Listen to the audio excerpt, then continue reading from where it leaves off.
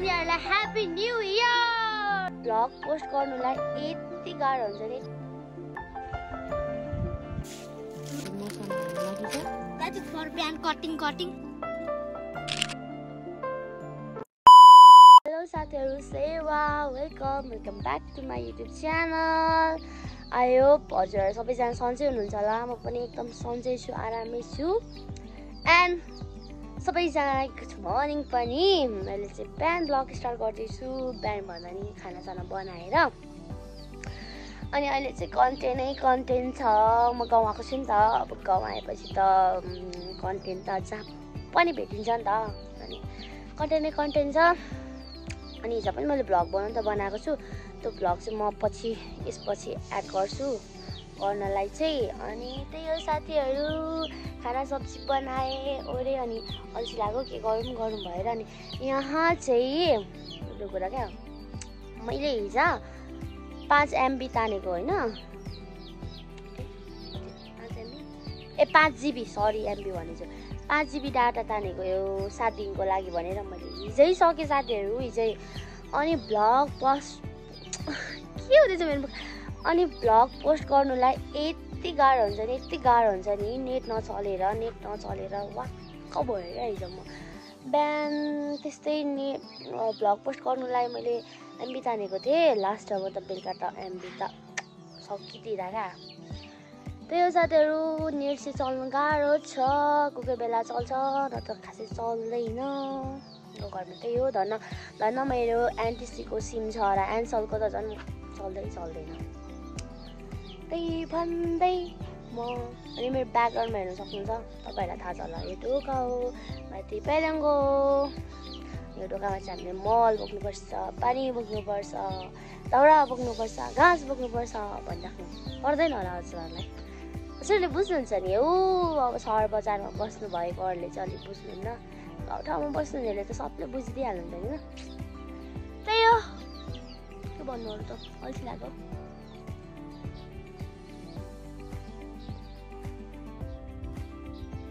Then साथीहरू, म चाहिँ अहिले घर लिप्न लागेको। अब घर लिनु हुँदैछ। ऊ त्यहाँदेखि यता सक्नुभयो, देख्नु होला। के गर्नुपर्छ त, सेतो लाइनलाई टच हुनु हुँदैन है।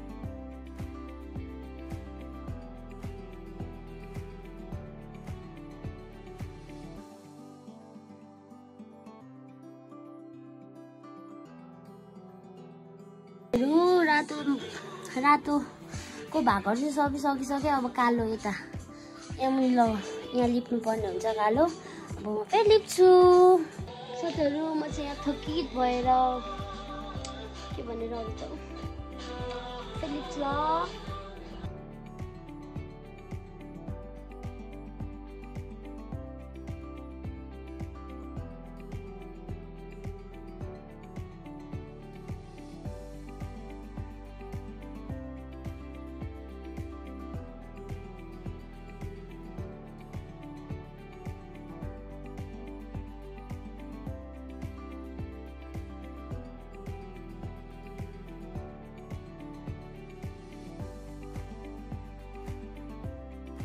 होला गाईहरू साथीले सफा लिपिसक्नुभयो।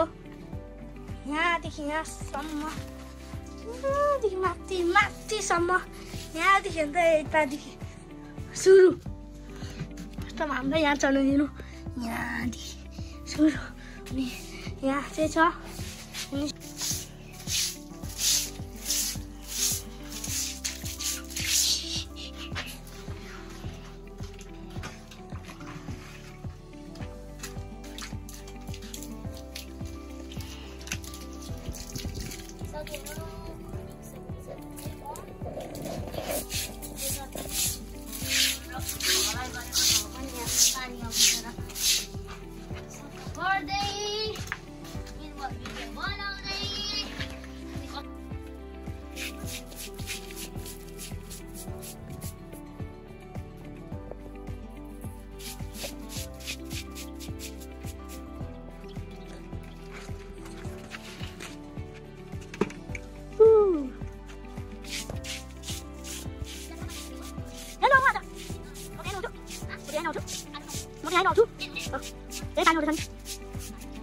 हामी यहाँदेखि अनि यता आइसकेको छु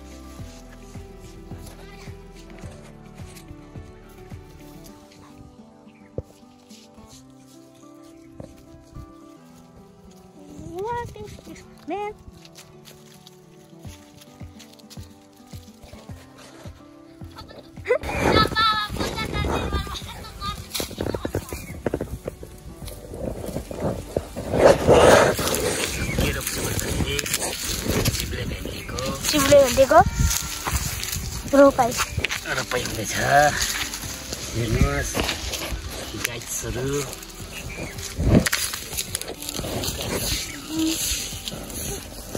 सानोतिर ढुङ्गाहरू चाल्नु पऱ्यो मल हाल्नु पऱ्यो रोप्नु पऱ्यो त्यो पछाडि त्यो अलिक पानीलाई पुग्दैन नि छ त्यहाँ अलिक त्यो वर जाने गरी गर्नु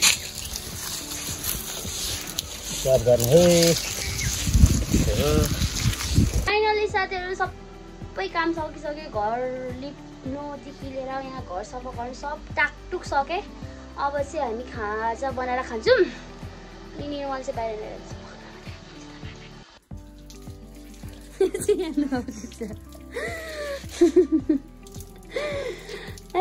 भाइ सिक्स प्याक देखा न मलाई एकचोटि भाइ पानी गरेर सिक्स प्याक देखा न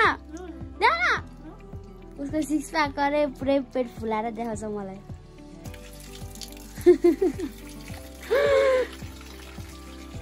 अब चाहिँ हाम्रो खाजा यहाँ रेडी भइसक्यो अब मसला हाल्नु बाँकी छ मसला हाल्ने बाबा पिरो खान्न अनि त्यो यहाँ छ अब खाने नानी र म खान्छु अब चाहिँ खाने होइन त्यो के हो बोकेको दाइले निर्मलले चाहिँ उसको साथीलाई बोलाउँदैछ उसको साथीहरू चाहिँ यहाँ दुईटा छ अनि अहिले हामी चाहिँ धारा जाँदैछौँ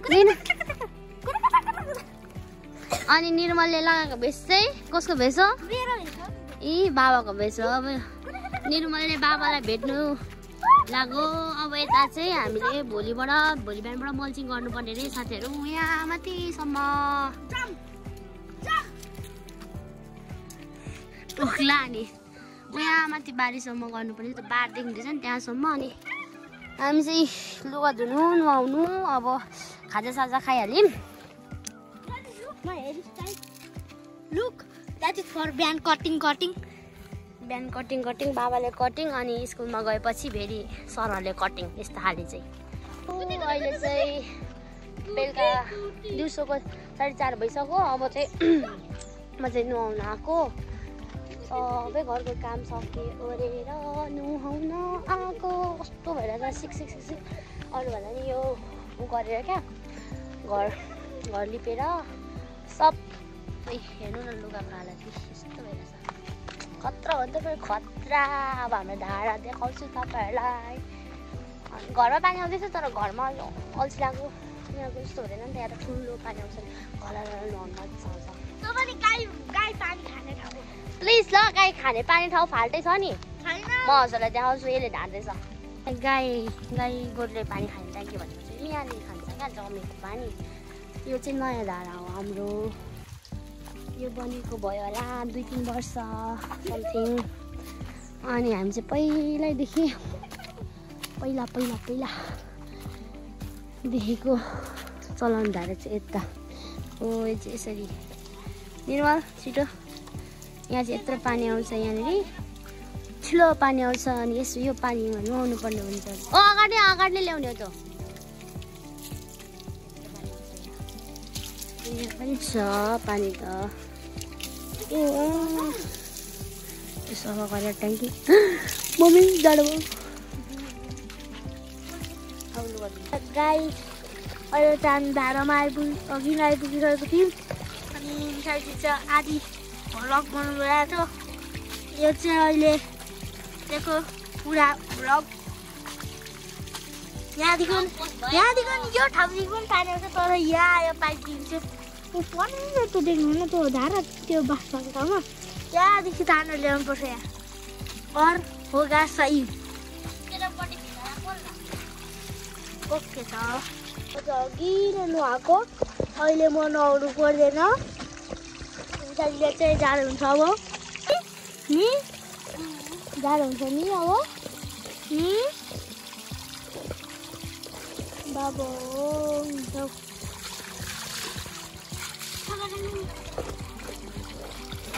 के गर्नु त कुकुरको बनाइदिनु त कुकुर पछाडि छ हेलो कुकुरजी 2 सप्ताह बोल्नु त